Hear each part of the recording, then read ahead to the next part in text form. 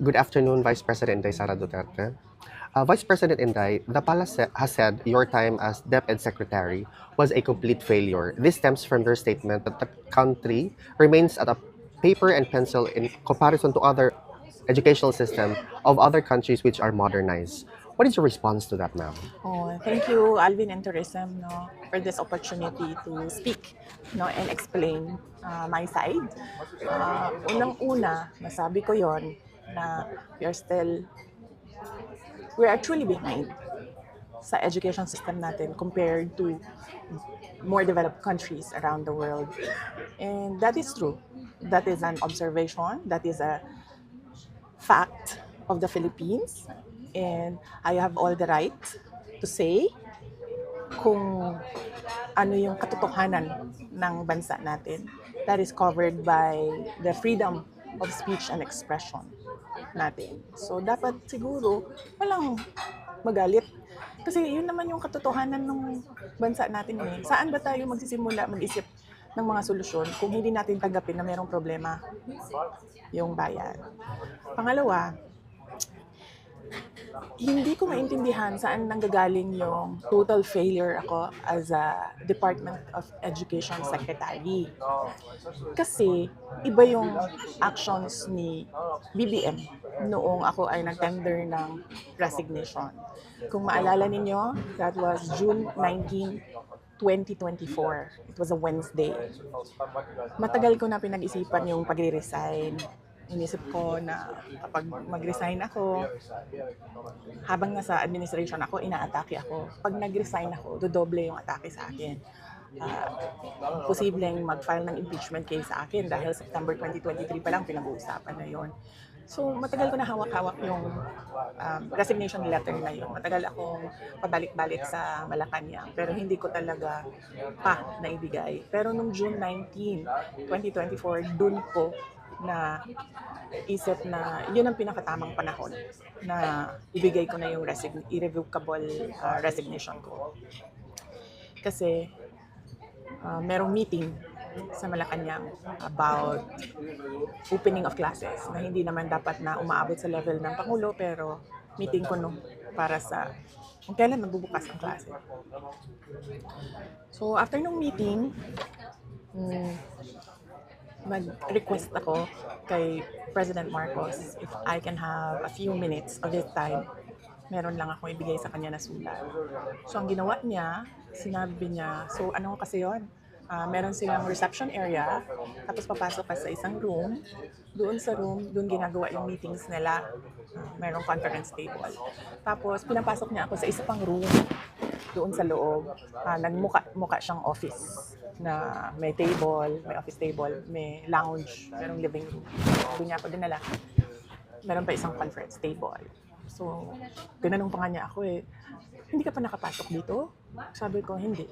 First time ko ito nakapasok dito. Tapos nagkwento pa siya na, nung panahon ng tatay ko, parang kung saan nag-gather ang mga tao. Tapos gusto niya daw yung view na yon doon, kaya ginawa niyang office. Sabi ko, okay. Gumanon lang ako. And then sinabi ko na sa kanya, may dala ako na letter, ibibigay ko sa'yo. Tapos binigay ko sa kanya. And then, nung binasa na niya, ang sabi niya, why? Tanong siya sa akin, bakit? Tapos sinabi ko sa kanya, ayoko na pag-usapan kung bakit ako mag-resign.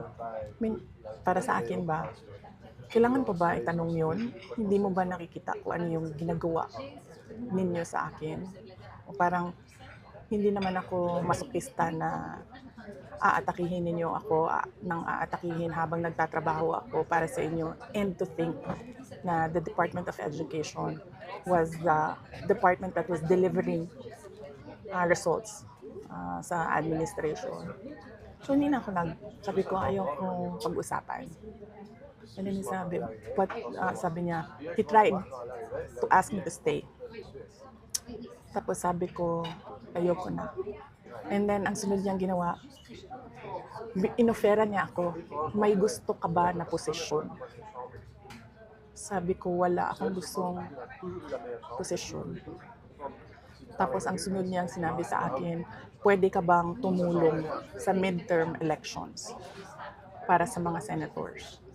Tapos sabi niya, kasi di ba yung hugpong ng pagbabago, kasali naman yun sa unit team noon. Ganun siya. Sabi ko, hindi ko, pag-iisipan ko, pero wala pa akong plano para sa 2025 midterm elections ng senators. So, clearly, lahat ng attempts niya to make me reconsider my resignation. Na sinabi niya, stay lang ako as Department Secretary o DepEd. Na sinabi niya, gusto ko bang lumipat sa ibang posisyon, sabihin ko daw sa kanya. Na sinabi niya, pwede ba akong tumulong sa midterm elections ng 2025. So, hindi yun actions ng taong tumitingin as failure ako. Action yon ng taong tumitingin na kailangan niya yung trabaho ko. So, hindi ko alam saan nanggagaling yung sinasabi nilang failure ako as a Department of Education Secretary. At ang clincher dito, hindi yun. Hindi yung gusto niya akong manatili at magtrabaho para sa kanya sa administrasyon. Yun yung pag-alis ko, nagbeso-beso siya sa akin. This was 10:25 or 10:30 in the morning. Baba ako sa oras ko. Hindi lang ako sigurado sa oras. Yes, tama. Kasi ito yung pumasok sa isip ko eh. Tama yung oras ko. 10:25, 10:30 na morning. Amoy alak siya. At kung ako ang pahulain, kung ano yung alak na yon, whiskey. Pero, hindi ko naman siya nakita nag-inom ng whiskey. Nakikita ko siya lagi umiinom ng champagne. Pero amoy alak siya at 10:30 in the morning. Doon na-confirm yung decision ko na mag-resign. So, hindi ako ang failure. Siguro, ang failure is yung 10:30 pa lang ng umaga, amoy alak ka na.